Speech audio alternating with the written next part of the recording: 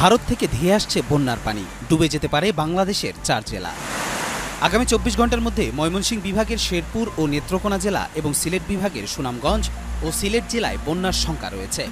ভারতের মেঘালয় ও আসামে টানা ভারী বর্ষণের পানি উজান থেকে নেমে আসছে।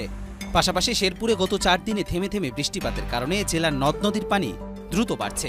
এরই মধ্যে চোল্লাখালী নদীর পানি বিপদসীমা অতিক্রম করেছে। 20 মে বেসরকারি আবহাওয়া বিষয়ক ওয়েবসাইট আবহাওয়া.com এর প্রধান আবহাওয়াবিদ মোস্তফা কামাল পলাশ এ তথ্য নিশ্চিত করেছেন।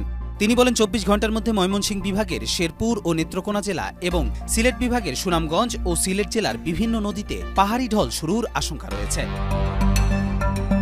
তিনি আরও বলেন, মঙ্গলবার থেকে বুধবার দুপুর 12টার মধ্যে রংপুর, ময়মনসিংহ ও সিলেট বিভাগের জেলাগুলোর ওপর দিয়ে এক নাগাড়ে মাঝারি থেকে ভারী মানের বৃষ্টিপাত অতিক্রমের প্রবল আশঙ্কা রয়েছে। এদিকে শেরপুর পানি উন্নয়ন বোর্ডের তথ্য অনুযায়ী আজ সকাল 10টায় চেল্লাখালী নদীর পানি বিপদসীমার 106 সেন্টিমিটার উপর দিয়ে প্রবাহিত হচ্ছে। গতরাত 10টা পর্যন্ত ছিল 39 সেন্টিমিটারের ওপর।